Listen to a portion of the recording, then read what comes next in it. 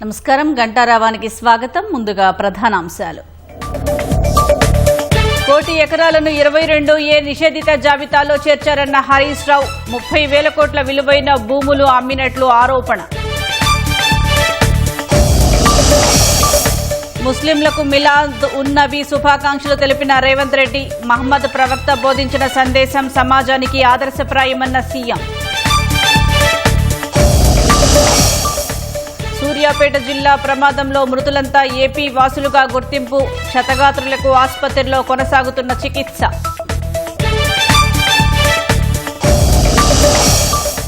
Bhadrachalam abkari CI కానిస్టేబుల్పై suspension వేటు.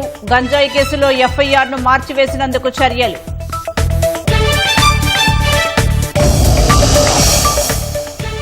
ప్రపంచవ్యాప్తంగా నిలిచిపోయిన అమెరికా వీసా ఇంటర్వ్యూలు. ఎంబసీ కాన్సులేట్ సిబ్బందికి శిక్షణ ముగిశాక పునరుద్ధరణ.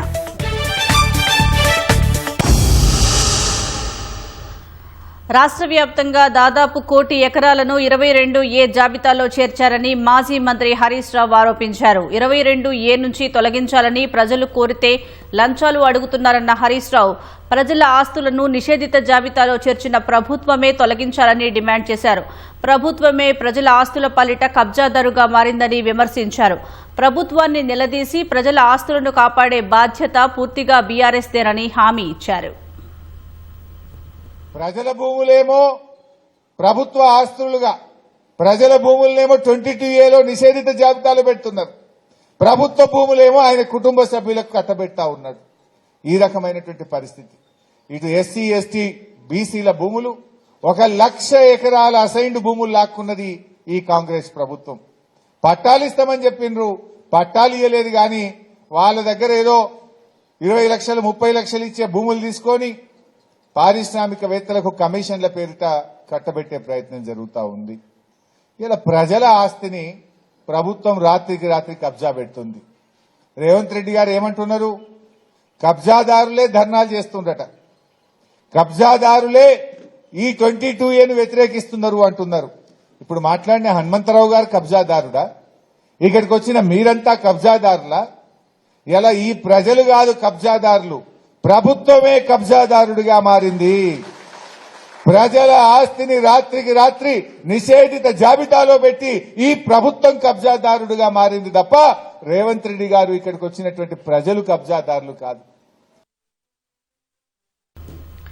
Bhadrachalam excise CI Rahimunnisa Begum, constable Ravikumar ను సస్పెండ్ చేస్తూ ఉన్నతాధికారులు ఉత్తర్వులు జారీ చేశారు. గంజాయి కేసులో పట్టుబడిన 2 నిందితులను ఖమ్మం ఎన్ఫోర్స్మెంట్ అధికారులు భద్రాచలం ఎక్సైజ్ పోలీస్ స్టేషన్ కు అప్పగించారు. ఎక్సైజ్ పోలీస్ స్టేషన్ సిబ్బంది నిర్లక్ష్యం కారణంగా ఒక నిందితుడు పరారయ్యాడు. దీంతో కేవలం ఒకరినే రిమాండ్ కు తరలించి తప్పుడు రికార్డులను ఎక్సైజ్ సీఐ సృష్టించారు. ఎఫ్ఐఆర్ను మార్చి గంజాయి నిందితుడు పారిపోయిన విషయాన్ని గోప్యంగా ఉంచారు. ఈ వ్యవహారంపై అంతర్గత విచారణ చేసిన ఎక్సైజ్ ఉన్నతాధికారులు CI Rahimunnisa Begum, excise constable Ravikumar ను సస్పెండ్ చేస్తూ ఉత్తర్వులు జారీ చేశారు.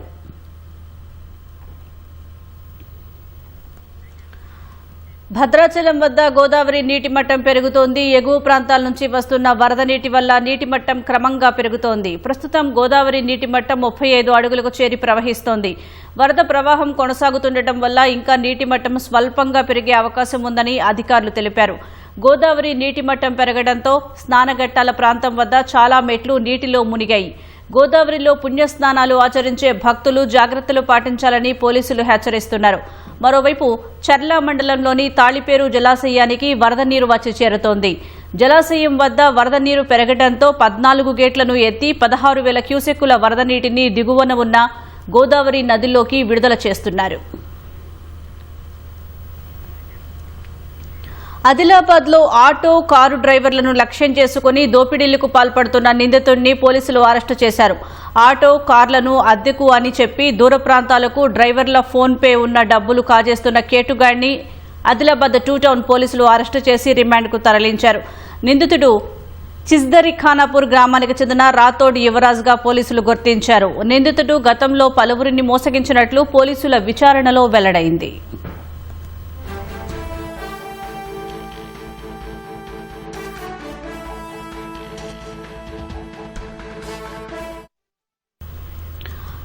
హైదరాబాద్ విజయవాడ జాతీయ రహదారిపై జరిగిన రోడ్డు ప్రమాదం 6 ప్రాణాలు బలిగొంది. ట్రావెల్స్ బస్సు డ్రైవర్ నిద్రమత్తు అతివేగం ఆ కుటుంబాల్లో తీరని వేదన నింపింది. తెల్లవారుతూ ఉండగా జరిగిన ఈ ప్రమాదంతో కొన్ని బతుకులు తెల్లారిపోయాయి. సూర్యాపేట జిల్లా కోదాడ మండలం దొరకుంట శివారులో ఘోర రోడ్డు ప్రమాదం జరిగింది. కంటైనర్ను ప్రైవేటు ట్రావెల్స్ బస్సు వెనుక నుంచి ఢీకొట్టడంతో 6 అక్కడికక్కడే మృతి చెందారు. బస్సు హైదరాబాద్ నుంచి ఏలూరు వెళ్తుండగా ఈ దుర్ఘటన జరిగింది.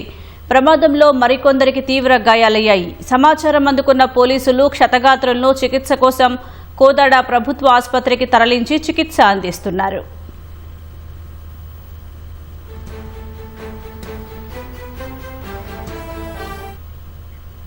బస్సులో ప్రయాణికులంతా గాఢ నిద్రలో ఉండగా ప్రమాదం జరగడంతో అంతా ఉలిక్కిపడ్డారు. కంటైనర్ను అతివేగంతో ఢీకొట్టడం వల్ల బస్సు ముందు భాగం నుజ్జునుజ్జైంది.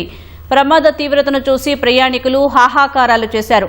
ప్రమాదంలో చనిపోయిన వారంతా ఆంధ్రప్రదేశ్కు చెందిన వారని పోలీసులు తెలిపారు. మృతులు యాసారపు చిన్ని, బొల్లిపొంగు మేరీ జ్యోత్స్న, చెన్నకేశవుల నాగేంద్రబాబు, సురవరపు షకీనా, భావన, లక్ష్మిగా పోలీసులు గుర్తించారు. తెల్లవారితే ఇంటికి వస్తారనుకున్న కుటుంబ సభ్యులు ఈ మరణ వార్త విని గుండె లవిసేలా రోదిస్తున్నారు. 15కి అలా స్టార్ట్ చేసాం అన్నమాట లక్నీకపూర్ నుంచి. అక్కడ దారిలో మధ్యలో ఒక దగ్గర ఛార్జింగ్ స్టేషన్ దగ్గర ఛార్జింగ్ పెట్టారు. తర్వాత అక్కడి నుంచి స్టార్ట్ అయింది. అరౌండ్ 3 o'clock అప్పుడు మాకు తెలియదు, ఒక లారీ దాంతోపాటు స్టాండ్స్ ఉన్నవి దాంతో అంటే పార్క్ చేసి పెట్టాడు డివైడర్ మీద. అది తెలీదు, డ్రైవర్ చాలా స్పీడ్గా వెళ్ళాడు. సో అది వచ్చి దీనికి కొట్టడం వల్ల స్టాండ్స్ ఏవైతే ఉన్నాయో అవన్నీ విండోస్ నుంచి వెళ్ళి చాలామందికి హెడ్ దాకాయి అనమాట. సో ఆల్మోస్ట్ 6 members దాకా చనిపోయారు. మిగతా వాళ్ళు చాలామందికి ఏం చేస్తారు. నాకైతే 9 చేస్తే. మీరు ఎక్కడి నుంచి ఎక్కడికి వెళ్తున్నారు? హైదరాబాద్ నుంచి విజయవాడ వెళ్తున్నారు. విజయవాడ పోతున్నారు. ఓకే. అంటే మీరు ఆ టైంలో అందరూ నిద్రపోయారు ఉండొచ్చా ప్రయాణికులంతా? It's almost 3 o'clock. 3 గంటలప్పుడు జరిగింది.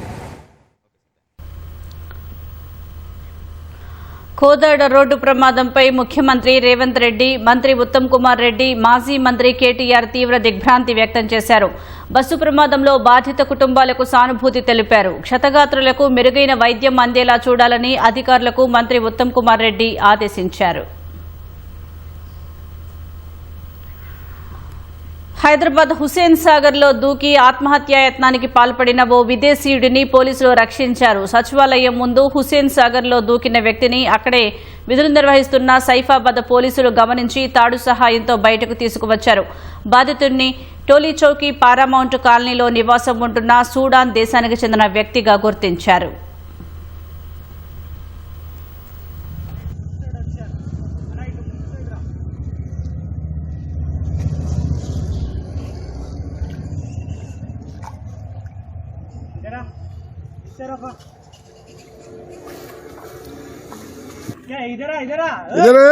इधर आ रे रे चप्पल राइले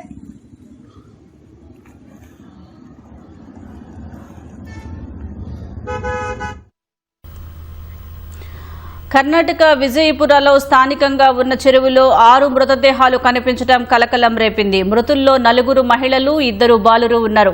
అయితే వీరంతా ఎలా మరణించారన్న దానిపై స్పష్టత రాలేదు. సమాచారం అందుకున్న పోలీసులు ఘటనాస్థలికి చేరుకుని పోస్టుమార్టం నిమిత్తం మృతదేహాలను ఆసుపత్రికి తరలించారు. ఇటీవలి కాలంలో ఒకే కుటుంబానికి చెందిన పలువురు అదృశ్యమైనట్లు ఎక్కడైనా ఫిర్యాదులు అందాయా అనే కోణంలో విచారణ చేస్తున్నారు. పోస్టుమార్టం నివేదిక వచ్చాక తదుపరి వివరాలు వెల్లడిస్తామని డీఎస్పీ నాగరాజ్ తెలిపారు.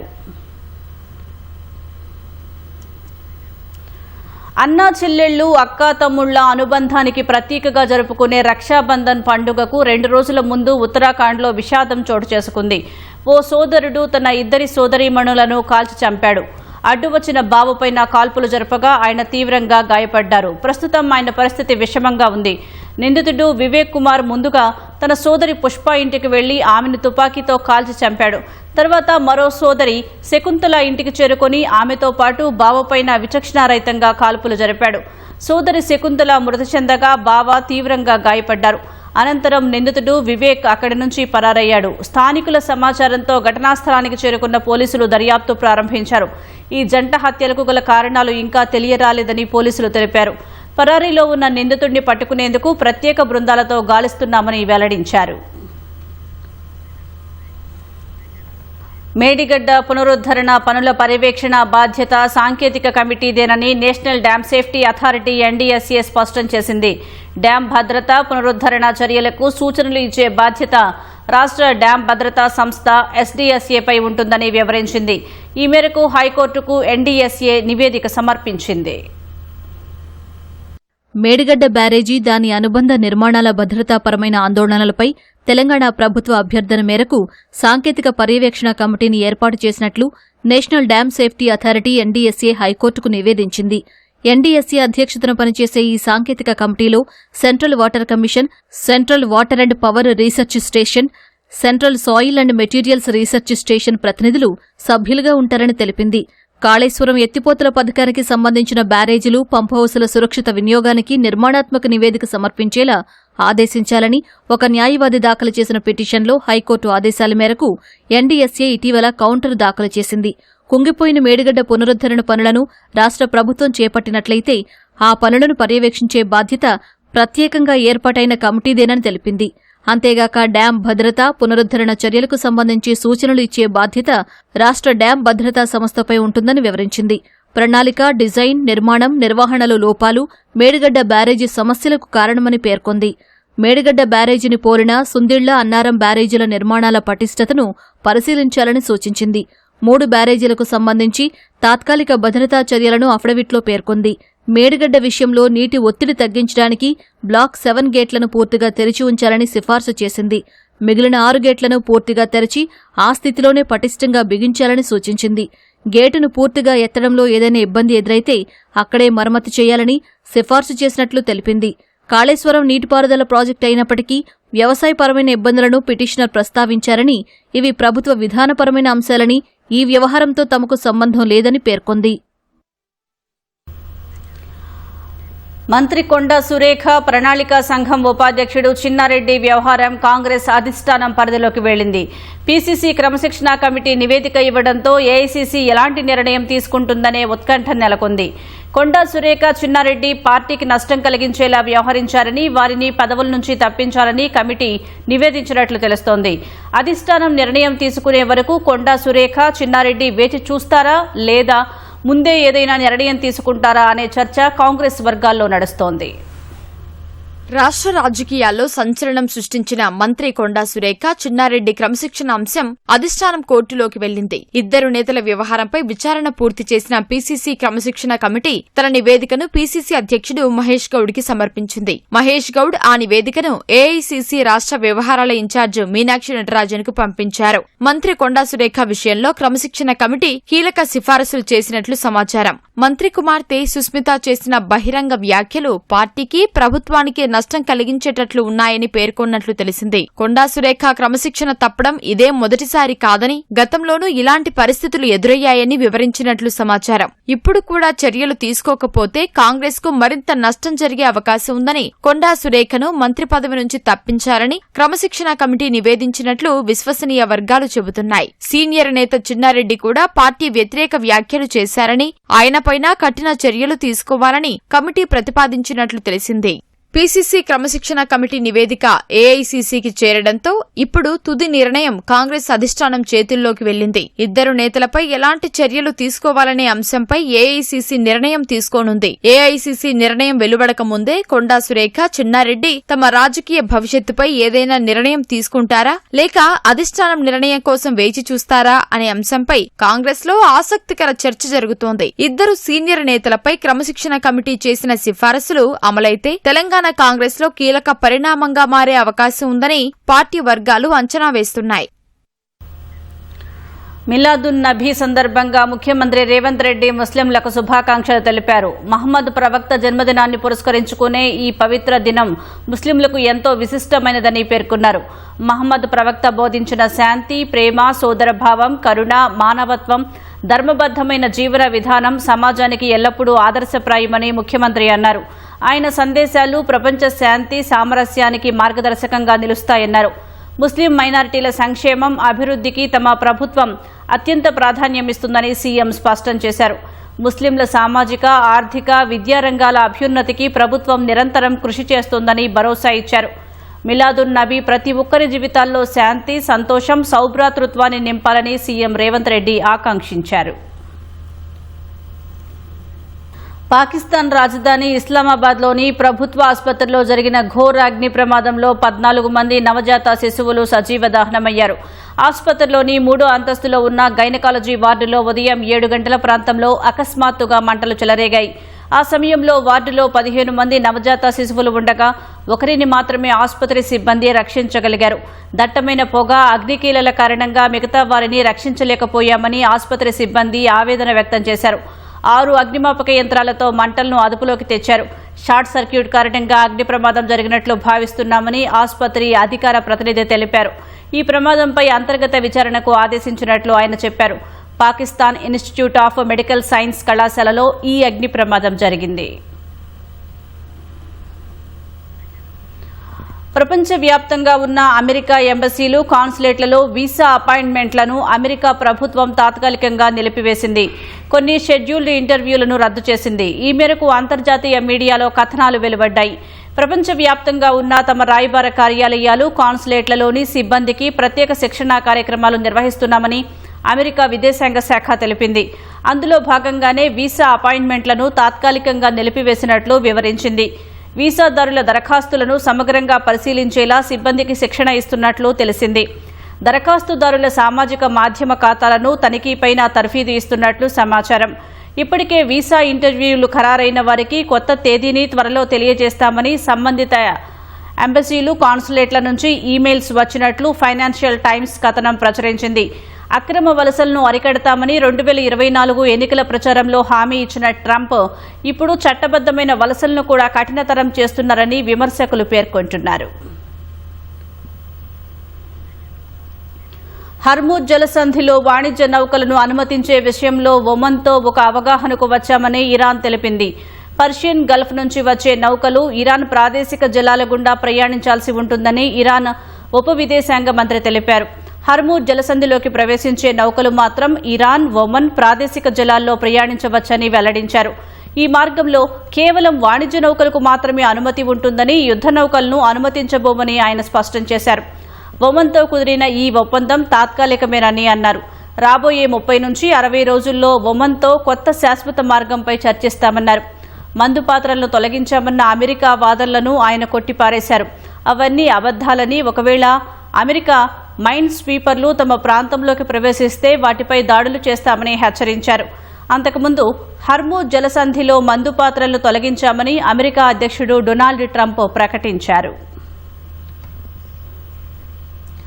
ఇరాన్ పెట్రోకెమికల్ ఉత్పత్తులను కొనుగోలు చేస్తున్నారన్న ఆరోపణలతో భారత్ కేంద్రంగా పనిచేస్తున్న 4 కంపెనీలు, 3 భారతీయులపై అమెరికా ఆంక్షలు విధించింది.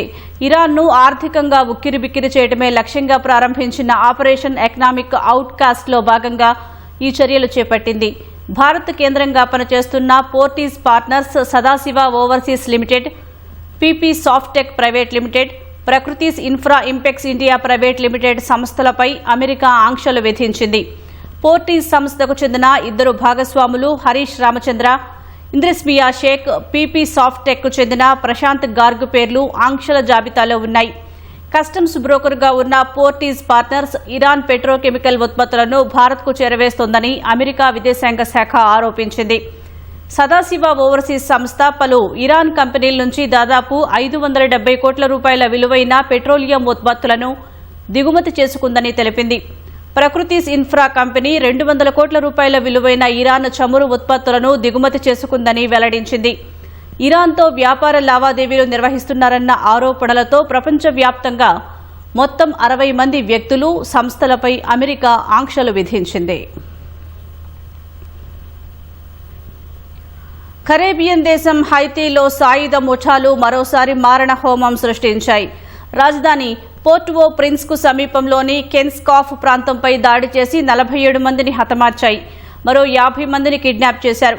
మృతుల్లో 5 చిన్నారులు ఉన్నారని ఐరాసాకు చెందిన ఓ అనుబంధ సంస్థ తెలిపింది. వివ్ అన్సామ్ అనే సాయుధ ముఠా ఈ దాడికి పాల్పడిందని కెన్స్కాఫ్ మేయర్ తెలిపారు. కొంతమందిని ఇళ్లలో బంధించి సజీవ దహనం చేశారని ఆయన ఆవేదన వ్యక్తం చేశారు. దాడికి ముందు ప్రభుత్వం సరైన భద్రత కల్పించలేదని స్థానికులు ఆరోపించగా పోలీసులు వాటిని ఖండించారు. ఐరాసా తాజా గణాంకాల ప్రకారం హైతీ రాజధానితో పాటు 70% పైగా ప్రాంతాలు సాయుధ ముఠాల గుప్పిట్లో ఉన్నాయి. ఈ ఏడాది జనవరి నుంచి జూన్ మధ్యకాలంలో సాయుధ ముఠాలు 3050 మందిని హతమార్చాయి. సుమారు 10 ఏళ్ల తర్వాత డిసెంబర్ 13న సార్వత్రిక ఎన్నికలు జరగనున్న తరుణంలో ప్రభుత్వానికి సవాల్ విసురుతూ సాయుధ ముఠాలు ఈ దారుణాలకు ఒడిగడుతున్నాయి. మిత్రదేశాలైన అమెరికా, కెనడా మధ్య వాణిజ్య యుద్దం మరింత ముదిరింది. ట్రంప్ సర్కారు విధించిన 50 సుంకాలకు ప్రతీకారంగా కెనడా కూడా అదే స్థాయిలో టారిఫ్ను ప్రకటించింది. సుమారు $20 బిలియన్ విలువైన 900కు పైగా అమెరికా ఉత్పత్తులపై 15 నుంచి 50% టారిఫ్ విధించింది. అమెరికా సుంకాల వల్ల ప్రభావితమయ్యే రంగాలకు $7.5 బిలియన్ కెనడియన్ ప్రత్యేక ఆర్థిక ప్యాకేజీని కూడా ప్రకటించింది. ఈ నూతన సుంకాలు వచ్చే నెల 8 నుంచి అమల్లోకి రానున్నాయని కెనడా ఆర్థిక మంత్రి తెలిపారు. తమ దేశ కార్మికులు, పరిశ్రమలను రక్షించుకునేందుకే వాషింగ్టన్పై ప్రతీకార సుంకాలు విధించినట్లు ఆయన వివరించారు. 5వ అతిపెద్ద ఆర్థిక వ్యవస్థ అయిన భారత్ వంటి పెద్ద దేశాలతో వాణిజ్యాన్ని పెంచుకుంటామని వెల్లడించారు. తమ దేశ భవిష్యత్తును అమెరికా చేతుల్లో పెట్టలేమని కెనడా పరిశ్రమల శాఖ మంత్రి మెలానీ జోలీ తెలిపారు. వాషింగ్టన్ తీసుకునే నిర్ణయాల కోసం ఎదురు చూడకుండా దేశ ఆర్థిక భవిష్యత్తును నిర్మించుకోవాల్సిన సమయం ఆసన్నమైందని కెనడా పౌరులకు ఆమె పిలుపునిచ్చారు. అమెరికా నుంచి కెనడాకు ఎగుమతి అయ్యే ఉక్కు, అల్యూమినియంపై టారిఫ్ 25 నుంచి 50% పెరగనుంది. పాడి, సముద్ర ఉత్పత్తులపై సుంకం 25% చేరనుంది. గృహోపకరణాలు, వ్యవసాయ పరికరాలు, ఎలక్ట్రానిక్స్ ఉత్పత్తులపై కూడా సుంకాలు పెరగనున్నాయి.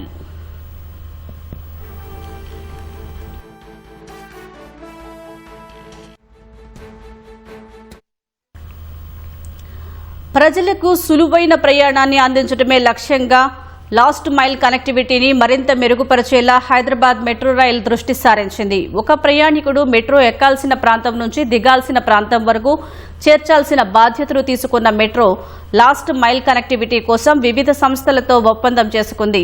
మరింత మెరుగైన కనెక్టివిటీ కోసం మెట్రో ఎలాంటి కృషి చేస్తోంది, ఏ సంస్థలతో ఒప్పందం చేసుకుంది, వాటి సేవల పనితీరు ఎలా ఉందనే అంశాలపై మా ప్రతినిధి శ్రీపతి శ్రీనివాస్ రిపోర్ట్. హైదరాబాద్లో ట్రాఫిక్ అంటే ఆషామాషి కాదు. వెహికల్ తీసుకొని రోడ్డు ఎక్కడం మాత్రమే మన చేతిలో ఉంటుంది. కానీ గమ్యస్థానానికి చేరుకోవడం అనేది ఆ రోజు ఆ సమయంలో అక్కడున్నటువంటి ట్రాఫికే నిర్ణయిస్తుంది.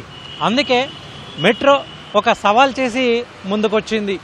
మీరు మీ గమ్యస్థానాన్ని అనుకున్న సమయంలో చేరుకునేలాగా మెట్రో, హైదరాబాద్ మెట్రో రైల్ మీకు సేవలు అందిస్తుందని అనుకున్నట్టుగానే హైదరాబాద్ మెట్రో ప్రయాణికులకు ఎంత ట్రాఫిక్ ఉన్నా సరే మెట్రో రైల్లో ఎక్కితే వాళ్ళ గమ్యస్థానానికి అనుకున్న సమయంలో దించే ఏర్పాట్లు చేస్తుంది. ఈ విధంగా మెట్రో రైల్లో ప్రతిరోజు కూడా దాదాపు 4.5 లక్షల మంది క్షేమంగా అనుకున్న సమయంలో గమ్యస్థానానికి చేరుతున్నారు. మొత్తానికి హైదరాబాద్ మెట్రో రైల్ లిమిటెడ్ అయితే హైదరాబాద్లో Miyapur to LB Nagar, Nagole to Rayadurg, JBS to MGBS ఇలా 69.2 కిలోమీటర్ల మేర సేవల్ని అందిస్తుంది. ఇంత విస్తృతమైనటువంటి సేవలు అందించేటువంటి మెట్రోకి ఏ లోపం లేదా అని అంటే ఒక చిన్న లోపం మాత్రం ఉంది. అదే last mile connectivity. Last mile connectivity అంటే ఏంటి అంటే ఏ ప్రయాణికుడైనా సరే ఒక మెట్రో స్టేషన్కి వచ్చి మెట్రోలో ప్రయాణించి చివరికి వాళ్ళ ఉండే ఇంటికి వెళ్ళాలన్నా లేదంటే తను పనిచేసేటువంటి కార్యాలయానికి వెళ్ళాలన్నా కూడా కాస్త ఇబ్బందులు పడుతున్నటువంటి పరిస్థితి ప్రస్తుతం ఉంది. అందుకే దాన్ని కూడా మెట్రో భుజాన వేసుకుంది. లాస్ట్ మైల్ కనెక్టివిటీ కూడా ప్రయాణికులకు అందించేందుకు సిద్ధమైంది. ఇప్పటికే రకరకాల కంపెనీలతో ఒప్పందం చేసుకుంది. అందులో ముఖ్యంగా స్విదా, ర్యాపిడో, మెట్రో రైడ్, యారీ, మనయాత్రి ఇలా వివిధ యాప్ బేస్డ్ కంపెనీలతో ఒప్పందం చేసుకుంది.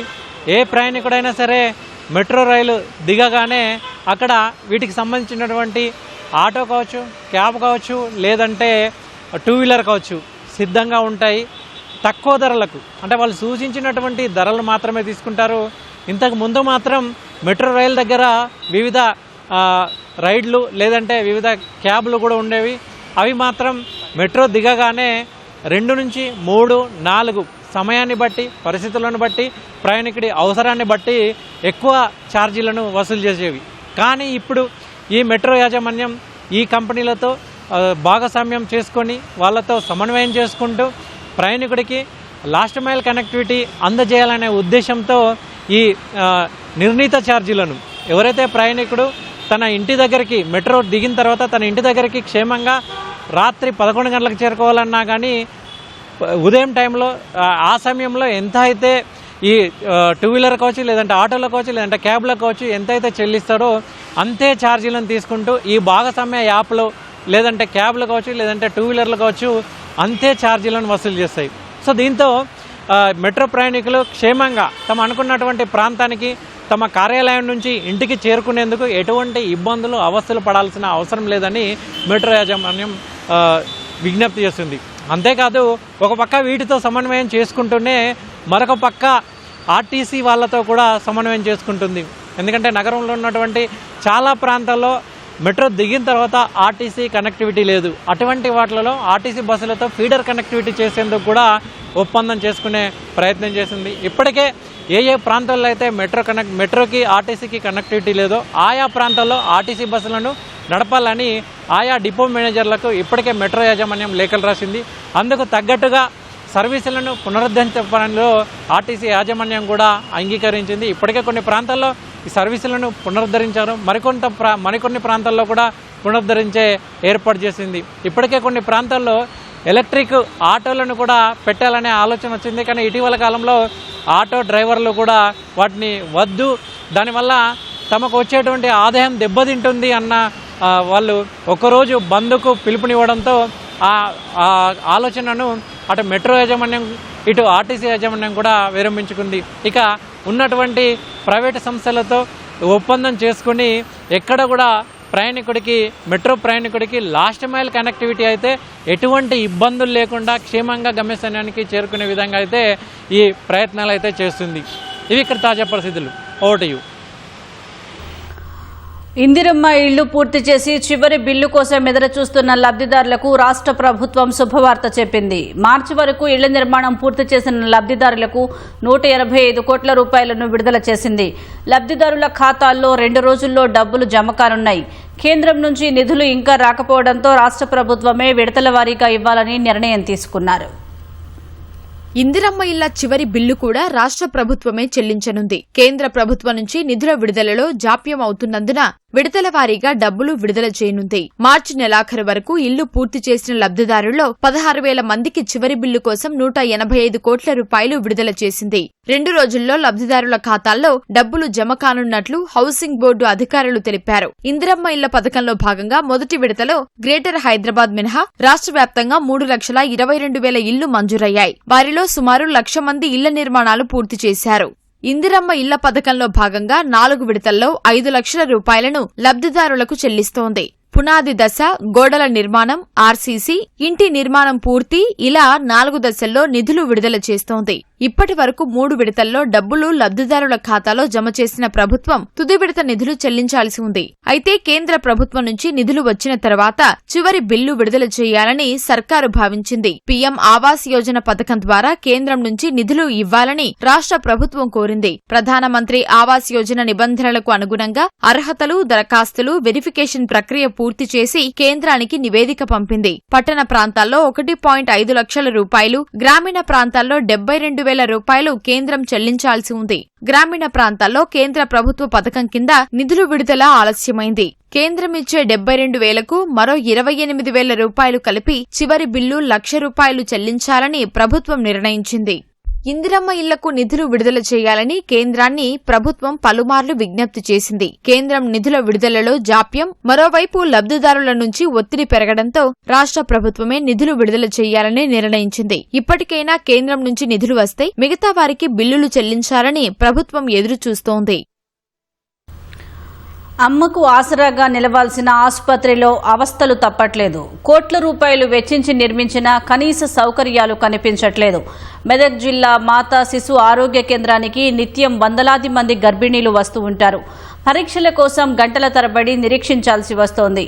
బాలింతల బాధనైతే వర్ణనాతీతం. కుర్చీలు లేక పసిపిల్లలతో నేలపైనే కూర్చోవాల్సిన దుస్థితి. అసలు ఈ సమస్యలకు కారణమేంటి? ఆసుపత్రి అధికారులు ఏం చెబుతున్నారు? ఈటీవీ ప్రత్యేక కథనం. మెదక్ జిల్లాలోని మాతా శిశు వైద్య కేంద్రంలో తగిన సౌకర్యాలు లేక ఆసుపత్రికి వచ్చే గర్భిణీలు నానా ఇబ్బందులు పడుతున్నారు. రామాయంపేట, చిన్నశంకరంపేట, హవేలీ ఘనపూర్, పాపన్నపేట, ఏడుపాయల, జోగుపేట్ తదితర ప్రాంతాల నుంచి ఇక్కడికి గర్భిణీలు వస్తూ ఉంటారు. గర్భం దాల్చిన నాటి నుంచి ప్రతి నెలా ఆసుపత్రికి వచ్చి పరీక్షలు చేయించుకుంటారు. అంతా బాగానే ఉన్నప్పటికీ ఆసుపత్రిలో సౌకర్యాలు మాత్రం వారిని వెక్కిరిస్తున్నాయి. వీరితో వచ్చిన సహాయకులకు సైతం ఎలాంటి సదుపాయాలు లేవు. కుర్చీలు లేక నేలపైనే కూర్చొని ఇబ్బందులు పడుతున్నారు. స్కానింగ్ చేసే గది వద్ద కూడా కూర్చోవడానికి సరిపడా కుర్చీలు లేక నిండు గర్భిణీలు నరకం చూస్తున్నారు. తాగునీరు, ఫ్యాన్లు లేక అవస్థలు పడుతున్నారు. 5 గంటల బుక్ పెట్టిన మీ 5 గంటల బుక్ పెట్టినాం. 3 బుక్ అనుకుంటే ఇంతవరకు కూడా మన ఎన్నుకున్న నిలుస్తుంది. ముందున్న మేమే ఉంటున్నాం. అట్లనేనా? పిల్ల గురించి తల్లులం కూడా ఉపాసం ఉంటున్నాం కదా, మళ్ళీ పిలవాలి కదా. ఎన్ని రోజులు ఉపాసం ఉంటారు? తీయండి, ఏం కాదు, తీస్తేనే మంచిగా. ఇట్లా భయపడుకునే పోతే మొత్తం ఇట్లనే వేస్తారు మమ్మల్ని. 6 గంటల నుంచి కూర్చుంటూనే ఉన్నాం, కానీ శనివారం నుంచి వస్తూనే ఉన్నాము. ఏళ్ళడికి 4 రోజులు అయింది. మళ్ళీ ఇప్పుడు ఎల్లగొట్టేస్తారు, మళ్ళీ రమ్మని చెప్తారు. సార్ ఏమో 12 గంటల దాకా చూస్తా అంటున్నారు.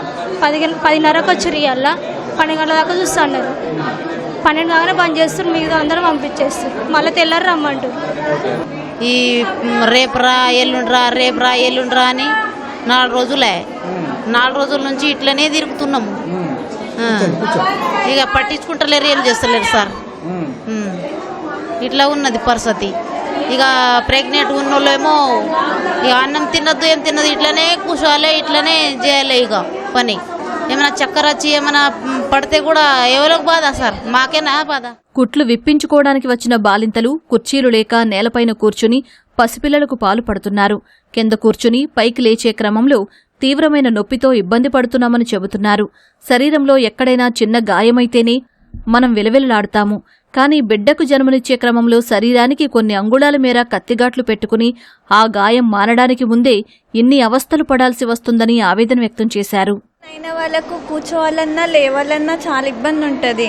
చైర్స్ ఉంటే కంఫర్టబుల్ ఉంటుంది. ఫీడింగ్ కూడా ఇవ్వచ్చు, బేబీకి కూడా ఇవ్వడానికి వీలుంటుంది. ఇట్లా కింద కూర్చొని అయితే ప్రెగ్నెంట్ వాళ్ళకు ఎంత పెయిన్ ఉంటుందో తెలుస్తుంది.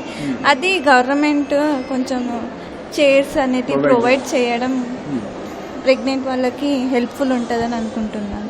అంటే కుట్లు చాలా ఇబ్బంది పడుతుంటాయి. పిల్లలకి పాలు ఇవ్వడానికి కూడా ఇబ్బంది ఉంటుంది. అదే చైర్స్ పైన కూర్చుంటే కంఫర్టబుల్గా ఉంటుంది, తొందరగా కూడా లేవచ్చు. 13 రోజులు అవుతుంది. తీసేయలే, ఇంకా తీసేస్తాము. ఈరోజు రమ్మని చెప్పిరు, వచ్చినాము. 1/2 అవర్ కన్నా ఎక్కువనే అవుతుంది. ఇబ్బంది. ఇక్కడ కూర్చున్నామంటే చైర్స్ లేవు, కింద కూర్చుంటే పెయిన్స్ వస్తున్నాయి. గర్భిణీల కోసం 100 పడకలు, శిశువుల కోసం మరో 100 పడకలు, మొత్తంగా 200 పడకలు మాతా శిశు ఆరోగ్య కేంద్రంలో అందుబాటులో ఉన్నాయి. స్కానింగ్ యంత్రాలు, మందులతో సహా అన్ని సౌకర్యాలు అందుబాటులో ఉన్నాయని ఆసుపత్రి ఆర్ఎంఓ రాజ్కుమార్ తెలిపారు. కుర్చీలు సహా కొంత సామగ్రి పాడైన విషయం వాస్తవమేనని త్వరలోనే వాటిని ఏర్పాటు చేస్తామన్నారు. రాజ్కుమార్ అండి, నేను ఇక్కడ ఎంసీహెచ్ ఆర్ఎంఓని. మీరు మాట్లాడినట్టుగా మా దృష్టిలో అంటే ఇక్కడ ఓపీ బాగా ఎక్కువ ఉంటుంది. మనకి ఇప్పుడు వైరల్ ఫీవర్స్ ఎక్కువ ఉన్న టైం కదా. సో ఆబ్వియస్లీ వెయిటింగ్ హాల్లో మనకు పేషెంట్స్ ఎక్కువగానే కనబడుతున్నారు. బట్ వీలైనంత త్వరగా వాళ్ళని క్లియర్ చేసి వాళ్ళని చూసి పంపించడానికి ట్రై చేస్తున్నాము. అండ్ వెయిటింగ్ ఏరియాలో చైర్స్ మనకు మ్యాక్సిమం ఎన్ని చైర్స్ ఉన్నాయో దానిలో కొన్ని డ్యామేజెస్ ఉన్నాయి, అవి తీసేసాము. అవి కూడా మళ్ళీ ప్రొక్యూర్ చేయడానికి ట్రై చేస్తున్నాం మేము. మనకి ఇక్కడ డైలీ ఓపీ వచ్చేసి ఎంసీహెచ్లో మనకు పీడియాట్రిక్ అండ్ గైనిక్ ఓపీ వచ్చేసి 300 to 500 వస్తున్నారండి. మనకంటే మామూలుగా 300 to 400 వస్తుంటారు. ఇప్పుడు వైరల్ ఫీవర్స్ ఎక్కువ ఉన్నాయి కాబట్టి ఇంకొక 50-100 ఎక్కువనే ఉంటున్నారు ఈ ఓపీ జూలై ఆగస్టు.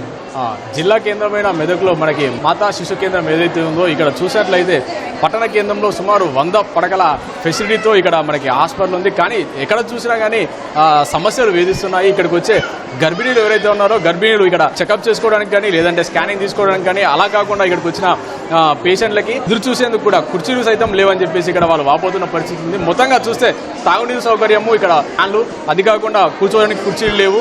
మమ్మల్ని గంటల తరబడి ఇక్కడ ఎదురు చూసేలా చేస్తున్నారని చెప్పేసి ఇక్కడ వీళ్ళు ఆవేదన వ్యక్తం చేస్తున్న పరిస్థితి కూడా ఉంది. మొత్తంగా ఇక్కడ మనకి మాతా శిశు కేంద్రం ఏదైతే ఉందో ఇక్కడ తగిన సౌకర్యాలన్నీ కల్పించి ఇక్కడికి వచ్చిన పేషెంట్లు ఎవరైతే ఉంటారో వాళ్ళకి అన్ని సౌకర్యాలు కల్పించేలా వైద్య సిబ్బంది కానీ చర్యలు తీసుకోవాలని చెప్పేసి మనకి ఇక్కడికి వచ్చిన గర్భిణులు కోరుతా ఉన్న పరిస్థితి ఉంది. కెమెరామెన్ ఓమేశ్వరరావుతో ప్రశాంత్, ఈటీవీ న్యూస్, మెదక్ మాతా శిశు కేంద్రం నుంచి. ఉత్తరప్రదేశ్లో భారీ వర్షాలతో నదులు పొంగి పొర్లుతున్నాయి. బహ్రైచ్లోని కౌడియాల నది ఉధృతికి 5 ఏనుగులు వరదల్లో కొట్టుకుపోయాయి. కొట్టుకుపోయిన ఏనుగుల గుంపు గిర్జాపురి బ్యారేజ్ వైపునకు వెళ్లడం స్థానికులు గమనించారు. వెంటనే అటవీశాఖ అధికారులకు సమాచారం అందించారు. ఘటనాస్థలికి చేరుకున్న అటవీశాఖ అధికారులు రెస్క్యూ ఆపరేషన్ చేపట్టారు. నీటిపారుదల శాఖ అధికారుల సాయంతో బ్యారేజ్ గేట్లను మూసివేసి నీటి ప్రవాహ తీవ్రతను తగ్గించారు. అనంతరం 5 ఏనుగులను రక్షించి సురక్షిత ప్రాంతానికి మళ్లించారు. వాటిలో 2 ఏనుగు పిల్లలు కూడా ఉన్నట్లు అధికారులు పేర్కొన్నారు. వరద ఉధృతికి కొట్టుకుపోతున్న సమయంలో పెద్ద ఏనుగులు తమ పిల్లలను కాపాడటం కోసం నీటి నుంచి బయటకు రావడానికి ఎంతో సాహసం చేయటం తమని కలిచివేసిందని స్థానికులు చెబుతున్నారు.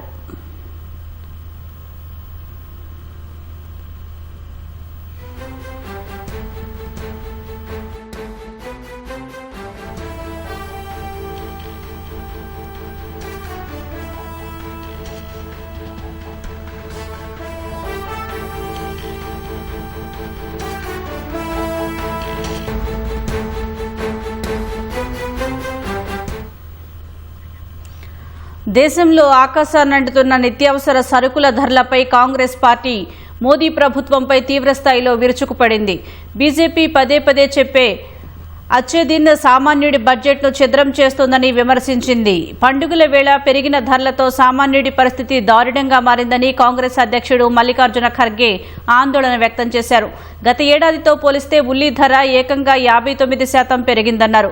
చక్కెర కిలో 72 రూపాయలు, ఆవ నూనె లీటరుకు 200 రూపాయలు దాటిందన్నారు. దేశంలో ఆహార ద్రవ్యోల్బణం 5.52%గా, టోకు ద్రవ్యోల్బణం 9.78%గా నమోదైందని ఖర్గే తెలిపారు. పప్పులు, నూనె, కూరగాయలు, చక్కెర ఇలా ఏదో ఒకదాని ధరలు పెరుగుతూ సామాన్యుడిని కోలుకోలేని విధంగా దెబ్బకొడుతున్నాయని ధ్వజమెత్తారు. అచ్చేదిన్ అంటూ గొప్పలు చెప్పుకునే ప్రధాని మోదీ ధరల మంటతో పేద, మధ్యతరగతి ప్రజలు ఎలా బతుకుతారో సమాధానం చెప్పాలని డిమాండ్ చేశారు. బీజేపీ జవాబుదారీతనం నుంచి తప్పించుకోవాలని చూస్తోందని, కానీ కాంగ్రెస్ ప్రజల ద్రవ్యోల్బణంపై వారిని నిలదీస్తూనే ఉంటారని ఖర్గే స్పష్టం చేశారు. టీఎంసీకి చెందిన 20 మంది తిరుగుబాటు ఎంపీలకు లోక్సభ సచివాలయం నోటీసులు జారీ చేసింది. టీఎంసీ ఎంపీ అభిషేక్ బెనర్జీ దాఖలు చేసిన అనర్హత పిటిషన్పై వారం రోజుల్లో సమాధానం ఇవ్వాలని ఆదేశించింది. ఆగస్టు 25వ తేదీతో ఈ నోటీసులు జారీ అయ్యాయి. నోటీసు అందిన వారం రోజుల్లో సమాధానం ఇవ్వాలని లోక్సభ సచివాలయం టీఎంసీ రెబెల్ ఎంపీలకు సూచించినట్లు సంబంధిత వర్గాలు తెలిపాయి. అనర్హత పిటిషన్లపై త్వరగా విచారణ జరపాలని ఎంపీ అభిషేక్ బెనర్జీ దాఖలు చేసిన పిటిషన్పై విచారణ చేపట్టేందుకు సుప్రీంకోర్టు అంగీకరించిన మరుసటి రోజే టీఎంసీ రెబెల్ ఎంపీలకు నోటీసులు జారీ అయ్యాయి. టీఎంసీకి చెందిన 20 మంది ఎంపీలు తాము ఎన్సీపీఐలో విలీనమవుతున్నట్లు ప్రకటించడంతో వివాదం మొదలైంది. తమను ప్రత్యేక గ్రూప్గా గుర్తించాలని లోక్సభ స్పీకర్ను కోరారు. ఆ తర్వాత వారు ఎన్డీఏ సమావేశాలకు హాజరయ్యారు. సామాజిక మాధ్యమాల్లో విమర్శలు వస్తున్న వేళ బాలీవుడ్ నటి కృతి సనన్తో చిత్రీకరించిన రక్షాబంధన్ యాడ్ను అన్ని మాధ్యమాల నుంచి తొలగించినట్లు ప్రముఖ జ్యువెలరీ బ్రాండ్ జీవా తెలిపింది. భారతీయ సంస్కృతి, సాంప్రదాయాలు, పండుగల పట్ల తమకు గౌరవం ఉందని పేర్కొంది. ఈ పండుగ సంతోషాన్ని కుటుంబంతో పాటు పెంపుడు జంతువులతోనూ పంచుకోవాలనే ఉద్దేశంతో యాడ్ను రూపొందించామని వెల్లడించింది. తమ ప్రకటన సమాజంలోని కొందరి మనోభావాలను దెబ్బతీసినట్లు తెలిసి యాడ్ను అన్ని వేదికల నుంచి తొలగించామని సామాజిక మాధ్యమం ఇన్స్టా వేదికగా వెల్లడించింది.